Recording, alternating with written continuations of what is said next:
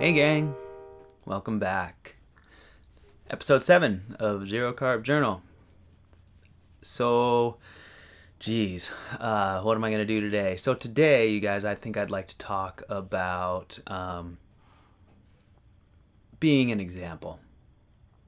Showing people, what's possible just by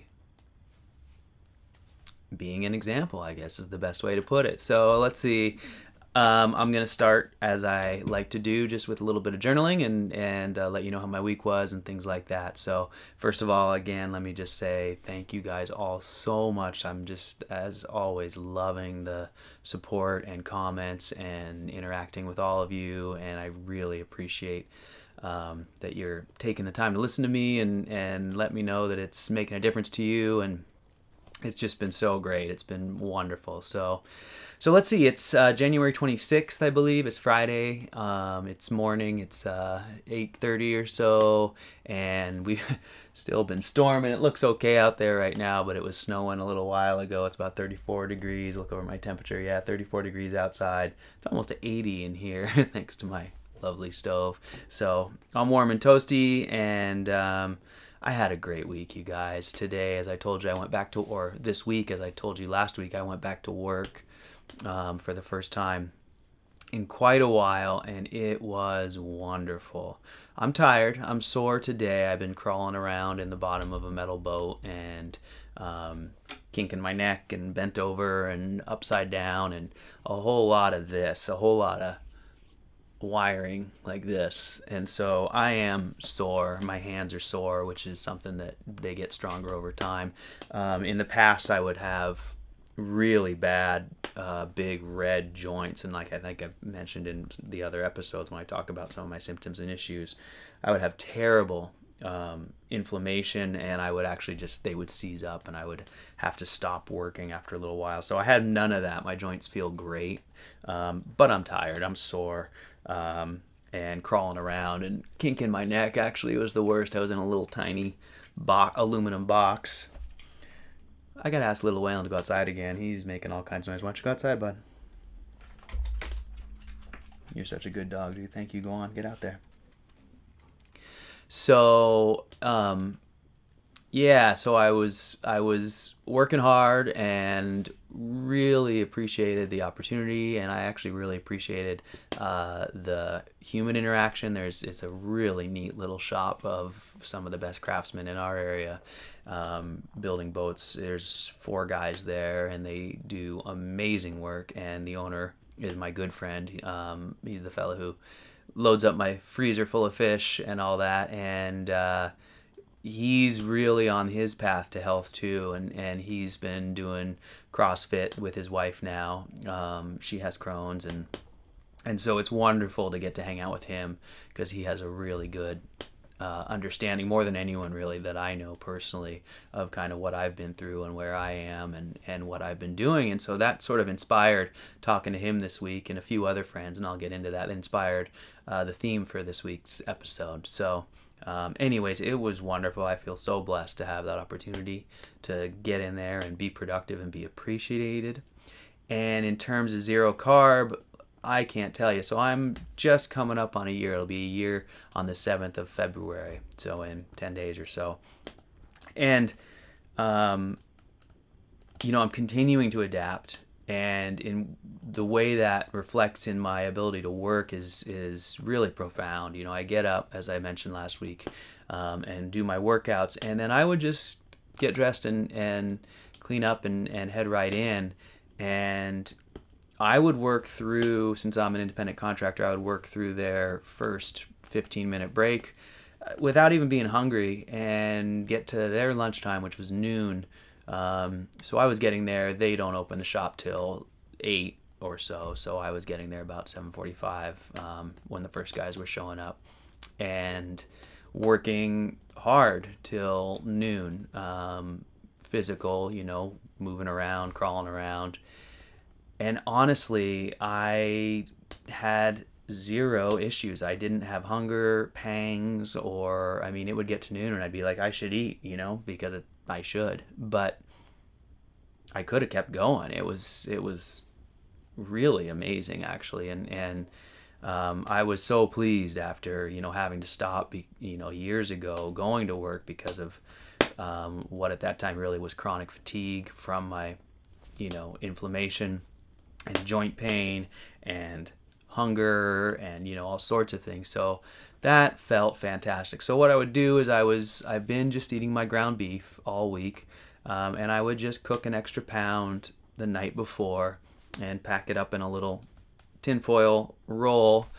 And, it's like just a little cylinder, and I could just stick it in my jacket pocket. I mean, I had it in my backpack, but I just took it in there to work with me. I mean, it's cold in the shop. It was probably 39 in there. So I just took it in there with me and just set it in the boat.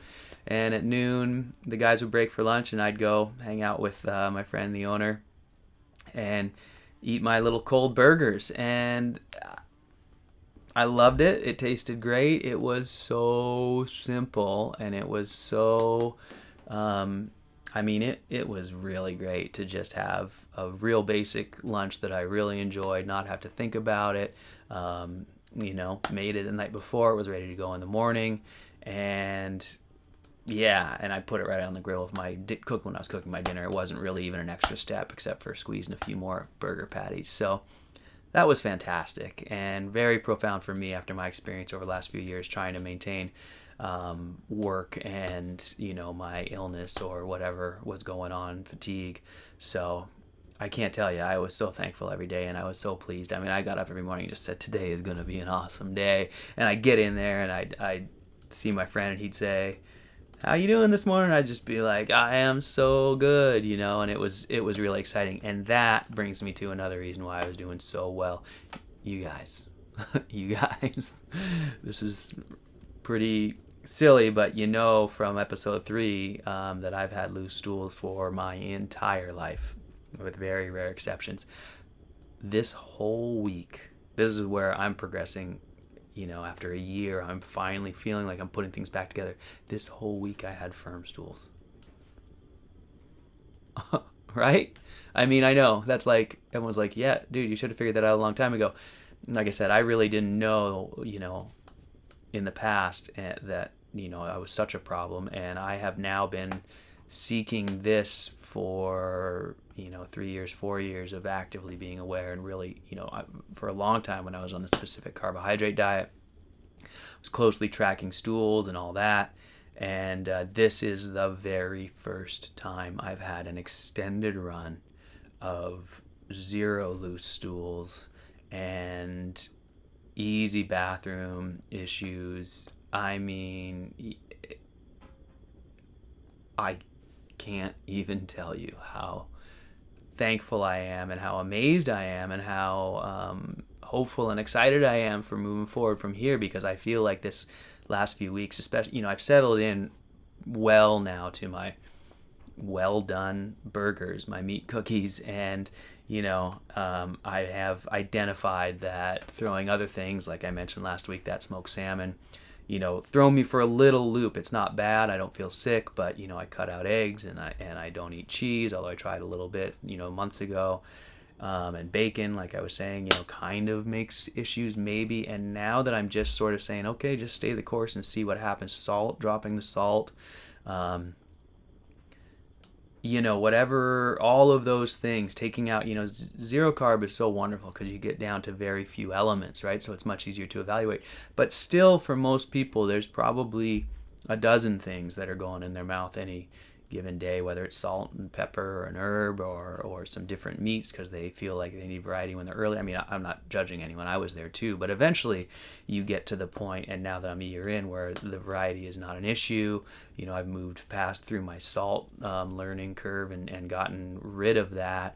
And so there really are no more significant variables. There's still, the meat varies a little bit just because the ground beef is different every time, and cooking varies a little bit, and all those things. But I'm really whittling it down to almost just one element that goes in my mouth every day. Well, 2, water and my meat cookies, my burned burgers. And my guts are showing me that I'm on the right track. So I do have some gas, which is interesting. It's strange on zero carb. You read about people who don't have gas, but I kind of have, a little bit of gas. Not bad. I mean, it's not. There's no painful gas, but I do have a little bit of gas. Sorry, it's not gone as most people talk to. So I wonder, sometimes still what's going on in there. But I feel fantastic. It's incredibly profound. So that has been exceptionally positive progress in my life, and it's a little strange to share it with all you guys, but it's not, because that's what we're here for. And I would like to go back to that really quick. I keep not having to remind myself, but keep remembering. I'm sometimes like, why are you doing this? And then I get on, Reddit or Twitter or, online, and see people doubting, and see people, a lot of,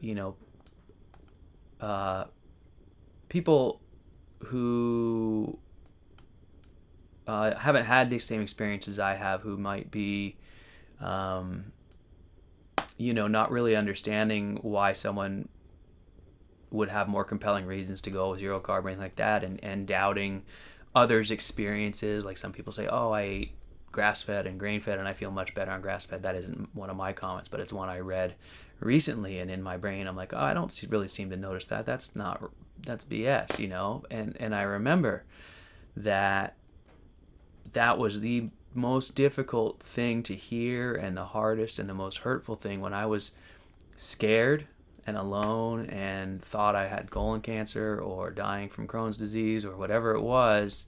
The worst thing to hear is people discounting your experience in your own observations. And sure, I wasn't always right, but it's a path, right? It's a journey. Like you learn your observations, and you take them at face value, and then maybe a little while later you sort of discard this one and give that one more credence. But the point is that the reason I'm doing this is is to share my story and hopefully inspire others to be brave enough to share, and also to believe in themselves, and to screw the doubters and the haters, and to stand up to those people as well, and not in a mean way, but just to say, hey, this is hard to share. You're welcome to doubt me, but in some venues where people are seeking help and are there for very compelling reasons, I really do my best. Sometimes I get a little upset, but I do my best to try and be vocal, and say, listen, people are here because they're scared or they're sick often, and sharing these things is terrifying, and they just get crapped on everywhere they go when they do, and told that their observations are invalid and they don't know what they're talking about, and look at the science and this and that. And so I'm here to say, screw all that noise, let's believe in each other and trust ourselves, and start to learn without that confusion of, oh, well, science says you're wrong, or, you could never feel the difference between those things. Because what I found over these last few years is that I can feel the difference in things going in my body that I would never have believed. When I first started seeking my path, I let you know that I thought I was celiac. One of the first things both my father and my brother said to me is, well, there's no reason to be celiac, to skip grains unless you're celiac. And that just made me so upset. I was like, well, how would you know? So at any rate, I won't go too much farther than that, but yeah, you guys, let's believe in ourselves, and let's support each other, and that's why I'm sharing my story. So back to journaling this week. I would like to share a little bit with you about a meat purchase thing that I did this morning that I'm excited about. Of course, I'd love to be eating all my own homegrown beef, which I've done for years, but as I let you know before, I got caught not planning on eating 3 and 4 pounds a day this year, and cougars ate my lambs, and so I don't have any of my homegrown meat in the freezer, so I've been having to buy meat. And because I've been in between work and all that, I can't afford to spend a lot of money on food, so I've been buying just the basically the cheapest ground beef, although I am now going to Safeway instead of Walmart, and I don't like doing any of those things. I mean, I really would like to support local farmers and all that, so I will get back to that.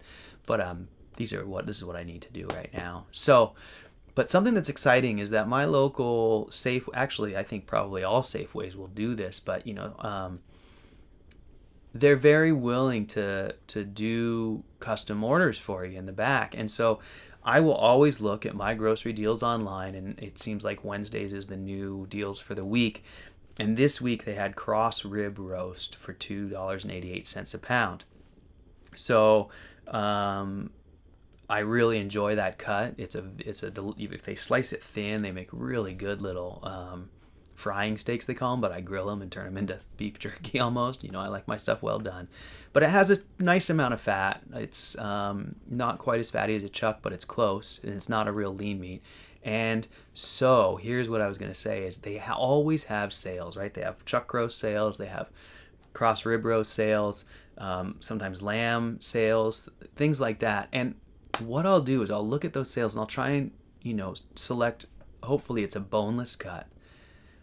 And you can call them, you guys. And I got to know the guys. There's 2 Safeways in my town, and I got to know the people in the meat department a little bit just by going in and asking special requests and stuff. And they finally said, hey, you can call us in the morning and just push 7, and it goes right to the meat department. And the meat department opens at 9, but there's people there at 6 or 7. So this morning I called Safeway and I said, hey, it's so cool. I called them and I said, hey, I'd like to do a custom grind order. And usually they're just totally so helpful and kind.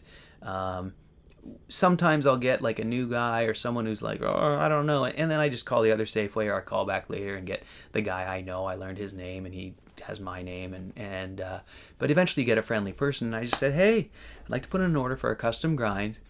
And so today I said I'd like to order 40 pounds of the cross rib roast, and I'd like you to grind it for me, please.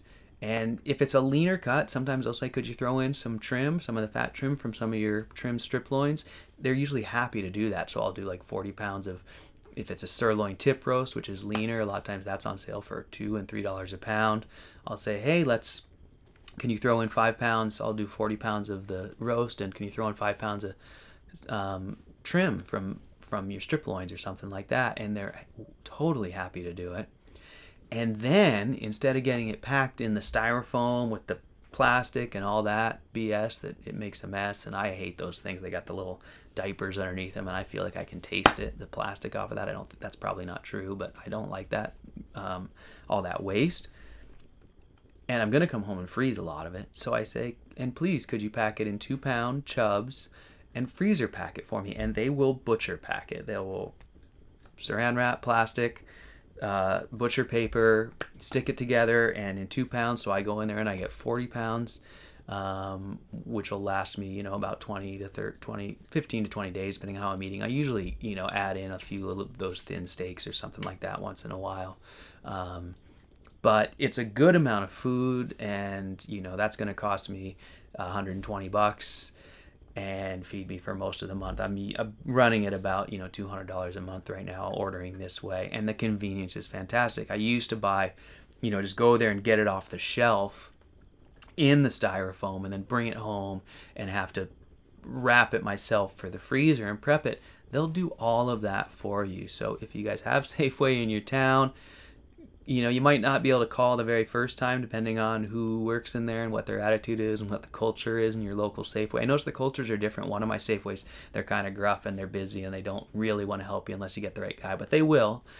And then the other Safeway, they bend over backwards. So go in there, make an order in person, let them know what you want. Talk them through it. Sometimes they don't know a freezer pack. They don't know someone who's new, hasn't done that, won't know they can do it.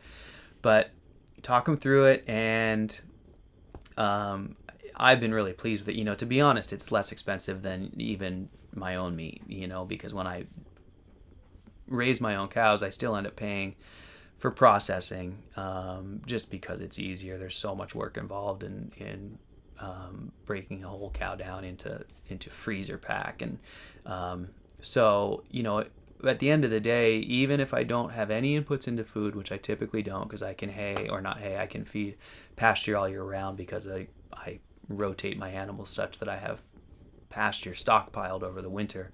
But even with no food inputs, my meat, just processing, comes out at somewhere around $3.50, $4.50 a pound, my cost. So, yeah, it's not as good, the store-bought meat, I don't think, but it's incredibly affordable. So I'm running about $200 a month, and no work involved in processing. So call your butcher at the local grocery store, and I think you'll be quite pleased with what you can accomplish that way. Okay, so that's my week and kind of what I've been up to a little bit. And let's talk about my theme for this week, which is being an example, or setting an example. So, like I said, I'm about a year in. And, I didn't share for probably the first 3 months that I was trying this crazy diet, right? I thought it was nuts myself. I mean, I was ready to try anything. As you know, I was really ill and I was losing consciousness. I had crashed into this stove and losing consciousness, and was bloody, and I told you all that story, and so I was ready to try anything. So I tried zero carb, but I didn't really believe it myself. And at that time, Dr. Sean Baker was just starting, wasn't, as far as I know, being vocal online. I didn't see him, and I had a few inspirations, but there wasn't a lot of people to look to, and none of them that I could find really had a similar story. Most of them, like I said, were obese and seeking to lose weight, and I, wasn't coming from there. So I started it kind of in the dark, and I don't have Facebook, so I couldn't look at Zeroing In on Health, and at that time they were moving in and out of being public and private. I don't know what state they're at now. I don't tend to follow that site too often because I've gleaned what I could from Charles Washington, who runs Zeroing In on Health, who I think is a very wise and kind and understanding man and shares wonderful information. But the rest of the group, I don't always get much value there because my path has been different, and what I found works for me is different than the normal advice, as I've talked about before. So I was scared and alone, and I didn't share much. And then once I did start sharing, as I've alluded to before, I was a bit of a zealot. I had done so much studying, I was reading so much, and everything was new to me, and I was having to reject, everything I knew. Like, my whole paradigm was false in terms of what I knew about nutrition. My brother and sister, as I always mentioned, are vegetarians. My family had always been low fat and not much red meat. And so in that process of having to become strong enough to reject all that stuff, I became quite a zealot about zero carb. And so when I did speak to people about it, I was enthusiastic and probably overbearing and probably hard to take.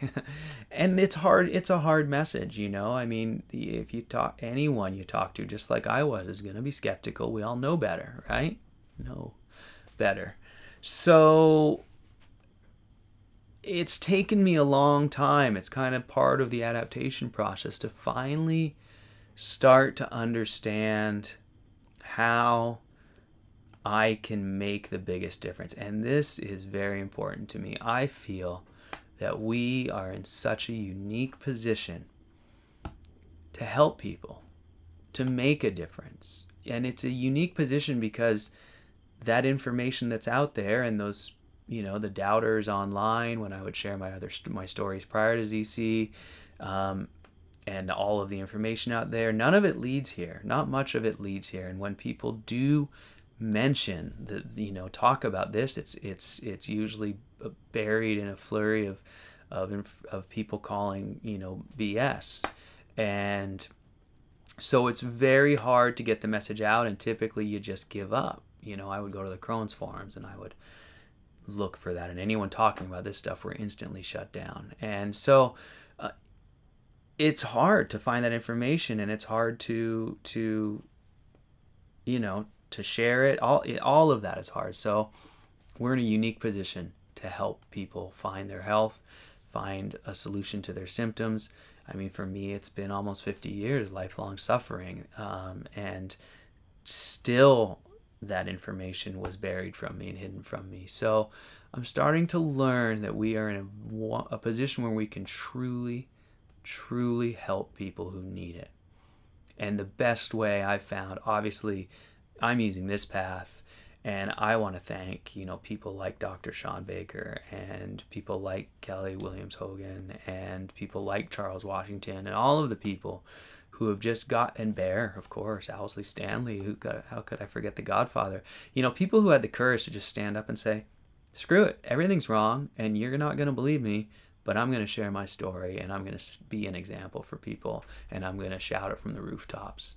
And that takes a lot of courage. It takes a lot of courage. I mean, even just downvotes on Reddit, you just get buried in them if you say this stuff. And I've stopped caring. It's like if one person reads that and just gets curious enough to dig a little deeper and starts to go that way, it's worth it. I mean, what's worth it? Those are nothing. But, even out there in the real world, it's worth it to have people think I'm nuts for a while. Because, and this is really the gist of my whole theme for this week, is because time will pass. And that's what I mean by setting an example. When I meet you for the first time, I'm an example of a crazy person. But when you see me consistently over a year, and my health is undeniable, and my improvements are undeniable, and my understanding is deeper, and the knowledge that I can share and the examples that I can share are broader, it starts to become undeniable.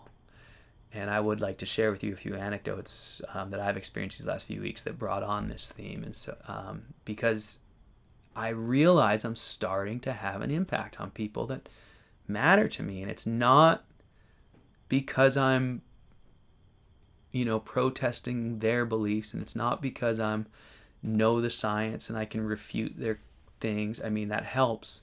But it's because they can just see it in me, and I'm better every day, and I'm positive, and I'm better than I've ever been. My camera turns off after 20 minutes. I guess that's probably a good thing. So, at any rate, my stories that I'd like to share. My first one is about my parents, and my parents are in reasonably good health. My father has some issues, but he's almost 80, and he gets around pretty good, and he's, I've mentioned before, his physical conditioning is terrible, and he's unfortunately a victim of the bad advice we've been given forever, so he's just been eating not enough calories. He's got sarcopenia, he's got zero muscle mass, and he's got abdominal adiposity because he just stores fat even though he doesn't have any energy surplus. It's just a shame because he just is a victim, I believe, of the bad information we've been giving. My mom works hard at being fit, and she, does her yoga. She's 76 or something like that, and can do 1-minute planks and 2-minute planks, actually, she told me, and side planks, and, does her weightlifting and goes, and so she's in pretty darn good shape and active and jumping around, but they're both doing pretty well. And I'm so thankful that they're healthy and together and still with us, and every time, every day I give thanks that they're here. So I'm very fortunate. But of course, this has been hard on them to see me have to reject everything, and they've been very concerned for a long time about my diet, as anyone who has been trained over the years would be. So they came they live a few hours away, and I don't see them very often, but they came up and took me to lunch last week, or maybe 2 weeks ago now. And it was so wonderful, because I can tell that they are seeing my health, and it's undeniable. And so they're starting to ask questions, they're showing a little more open-mindedness and a little less judgment and a little more curiosity. My mom in particular, I've been trying not to harp on things and trying not to be a zealot, but her mom had dementia, and, at the end of her life, and I know that that's something that terrifies my mother, and, so every now and then I'll send them the articles on insulin resistance and dementia ties and Alzheimer's, and things like that. And she's starting to pay attention, and she doesn't eat very many carbs. And so, we go out to lunch, and I order my 3 hamburger patties, and my dad kind of chuckles, and my mom, the plate shows up, and she goes, I should order what you get. I love plain hamburgers. And I'm like, yeah, it's pretty easy, Mom. You should maybe, I try not to say you should try it, but I go, yeah, I'm really enjoying it too. And, and then she says, with sincere curiosity, she's like, and we've had these conversations, but now she's really like wondering, right? She's like, well, what about all the variety we're supposed to eat? They've been telling us about variety and nutrients for so many years, and she's genuinely curious. And that is so wonderful for me, so profound to be that example, that, well, I mean, she can tell, like, where are my nutritional deficiencies? She asked, do you supplement, and I'm like, no, I don't take anything. And to have her open her mind and to be curious, I'm going to cry again.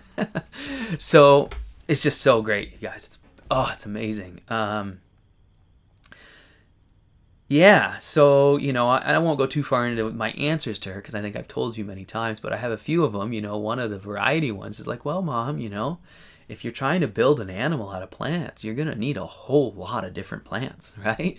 You need a little bit for this and a little bit for the teeth and I don't mean whatever, but you got to get a little bit of nutrients from here and a little from there and from there. But if you're trying to build an animal from an animal, it's all there.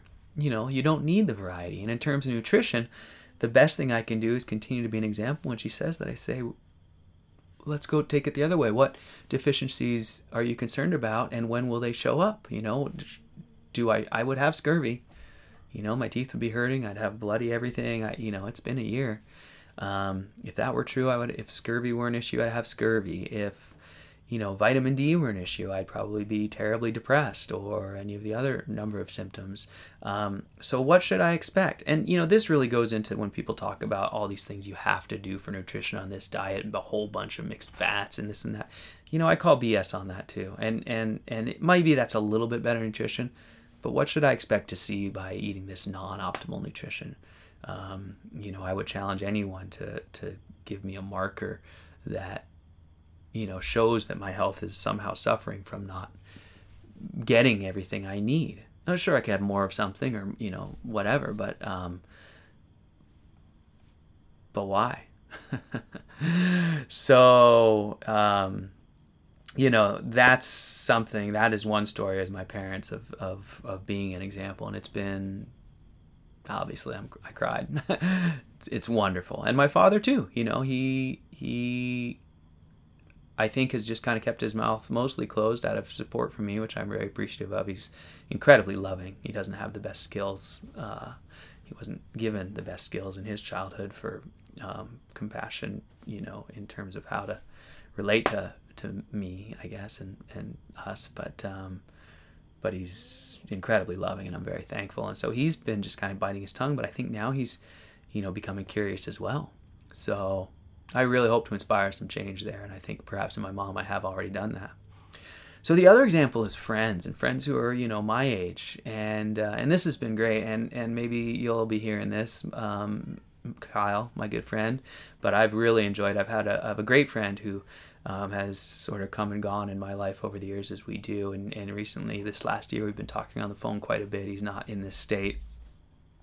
But the first time we talked, I told him about what I had done. I could hear in his voice that he had been struggling with some of the same issues I had been. I didn't realize that maybe he had some of the same digestion issues, but some of the things that had always bothered me, turning 40 and starting to hate the way you look and thinking, well, that's it from here on out. That's all I get, so learn to love your inside self, because you're just going to look, round and puffy and your joints are going to hurt. And that's it. It's downhill from here on out. And I could hear that in his voice.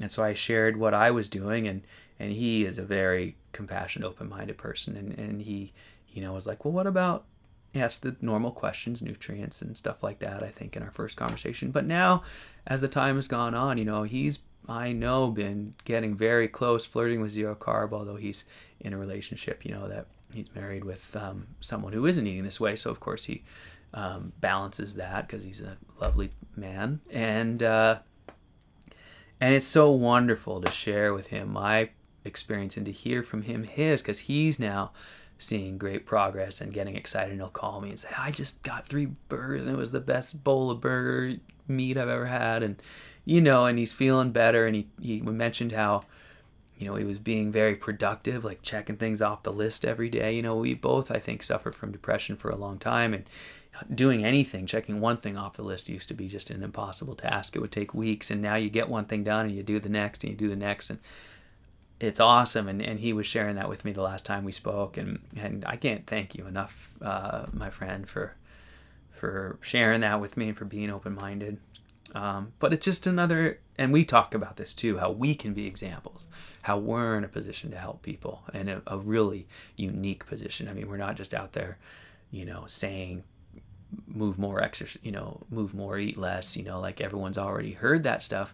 We can show people something they haven't considered that they're probably going to think is bonkers, but the more we're in front of them and the more they can see that, the more they will become curious. So that's one friend. And then, another friend is the my friend who I was working with in the boat shop all this week. And he's been seeing me for a year, and he's someone, again, very compassionate. He knew probably more than anyone what I was going through when I was sick. And he, conveyed to me how concerned this week, how he always conveyed to me how concerned he was. He actually came and visited me quite a few times.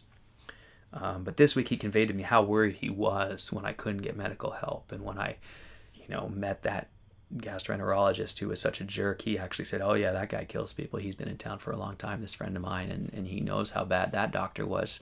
And he knew that I got sent to the wolves, basically, when I needed help.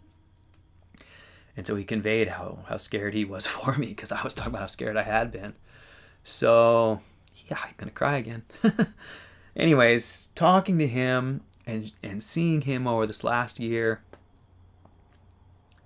he's that close, you guys. He's that close, and I'm so excited. He mentioned this week, he goes, "Yeah, when we left work on Monday," he goes, "I went home and went, yeah, Matt doesn't need to grow a garden. He's doing awesome, And that made me feel great. And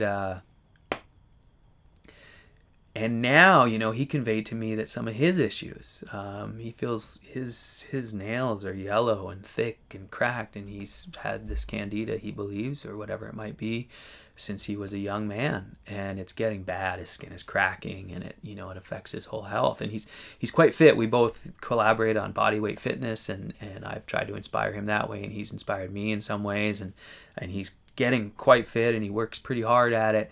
And I think he's going to try ZC, and I really hope he does, because I think it's a great, at least, precursor to clearing your body of things that might, make it hard to get rid of a yeast infection or any kind of bacterial overgrowth or anything like that. So, and that came not from telling him science or anything like that, but just by being in front of him and getting better and being an example.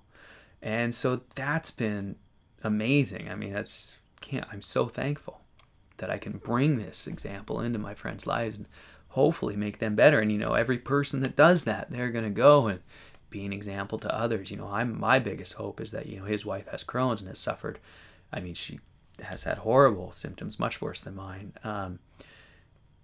And, she still, of course, is very much, far back there going, well, you can't get everything out of just meat, and you're going to have a hard time saying to him, but she's backing him trying it because she wants to see him get fit and resolve his issues. So, my biggest hope is that he has the same profound experience that I do, and eventually that leads to spreading that to a community of people who can really have, very profound benefits that could impact their whole life in terms of their health. So I'm just so thankful, and I'm so excited about that. And thirdly, one more is another one of my boat building friends, and I don't see him often. He's in a town a little ways away these days, for the most part, his shop is, but he's someone who's been one of my dearest friends for a decade now, one of my biggest supporters in my times of trouble, a very caring man, and again, grew up in a family of hippies and raised literally on a small island and where no one else was, and they just kind of grew all their own food, and he's big family push vegetarians and eating more vegetables and leafy greens and all that. Same kind of background as mine. My parents weren't hippies, but same sort of nutritional paradigm. And we spoke the other day, and he's been, we've talked many times over this last year, and I conveyed to him what I had experienced, how profound it was. And of course, just like all of us, he sort of said, okay, you do what you got to do. I'm backing you, hopefully you get better. And now he's looking and saying, wow. And so this last week we spoke on the phone, and he said, can you see that cat? Hey, kitty. She's scratching her ears against the window. Her back leg's hitting the window. So he's been calling me, and he's been saying, he's been calling me, sorry, I lost my train of thought.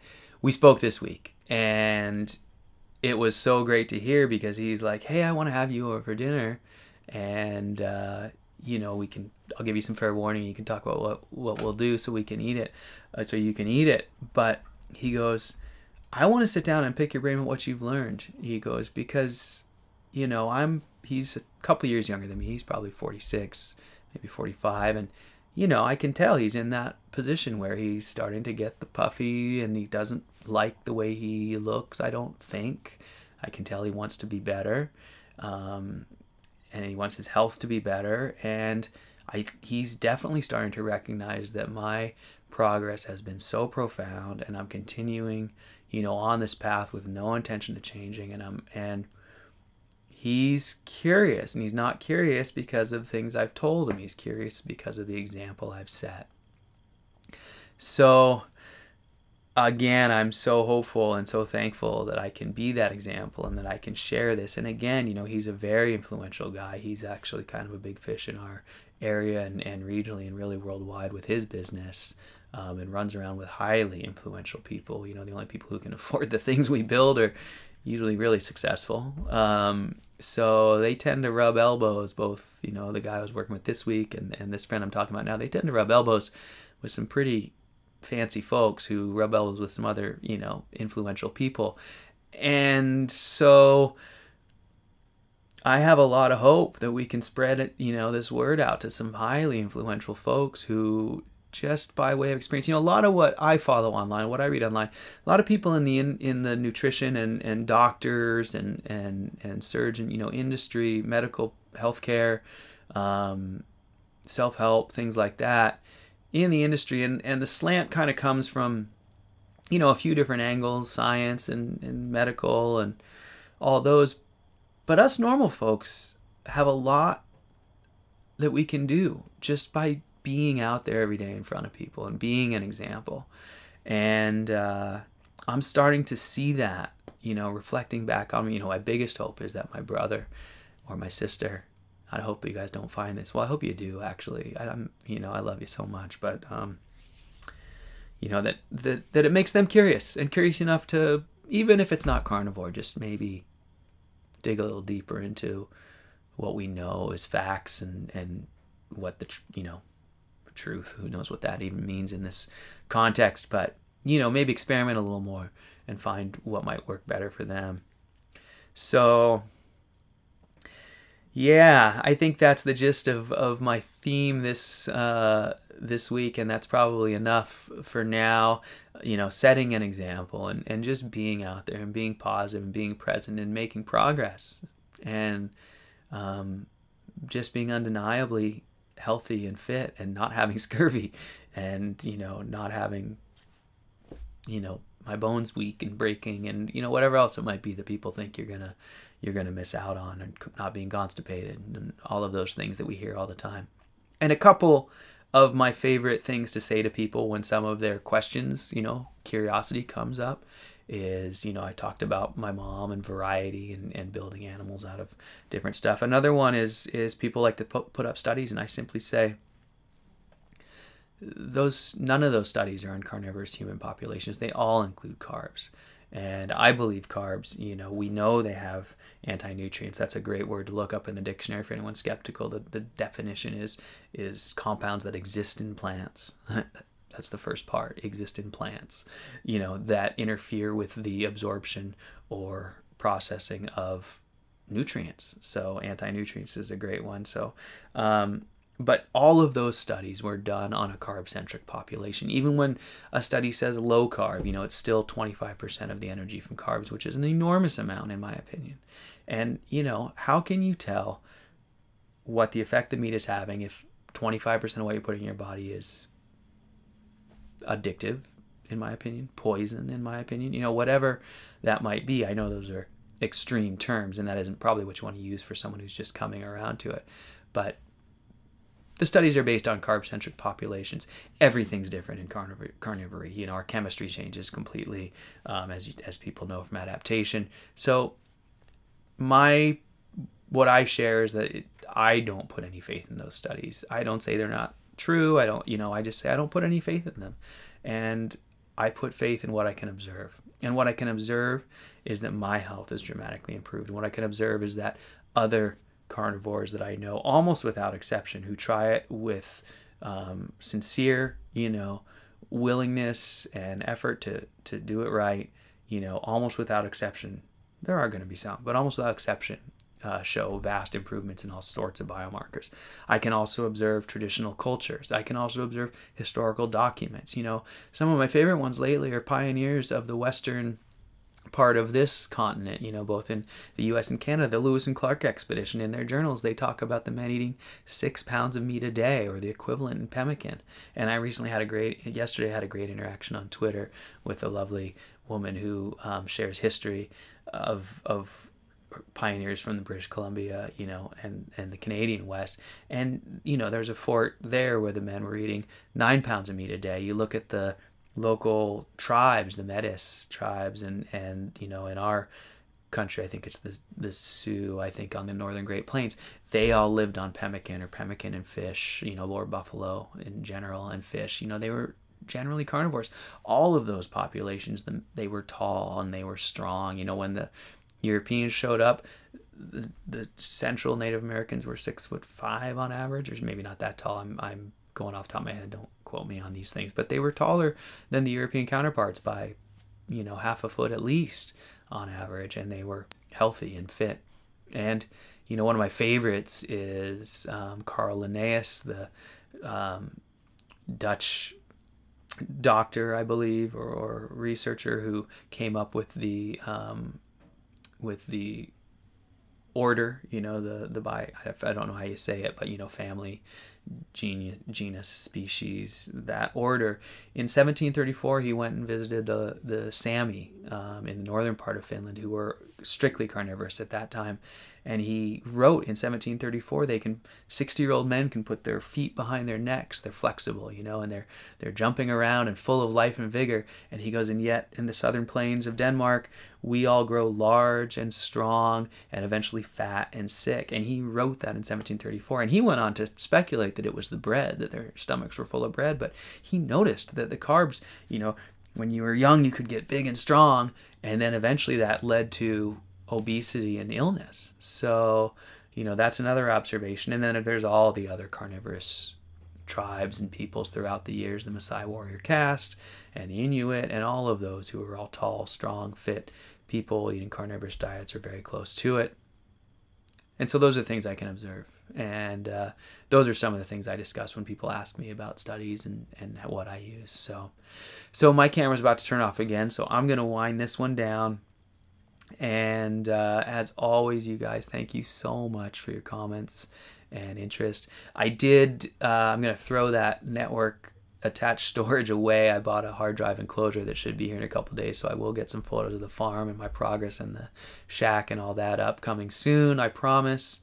And thank you guys so much. And please let me know what I can share with you that will be helpful to you. Topics of interests and questions and things like that. I'm always happy to share. And let's help people, you guys. Let's help everyone move forward and progress. We're in a very unique position. And I've never felt like I had as much of a purpose as I do now. So it's very rewarding. And you guys are a large part of that feeling. So thanks very much. And okay, that's it for this week's Zero Carb Journal episode. And thanks for listening and watching. And I'll see you next time.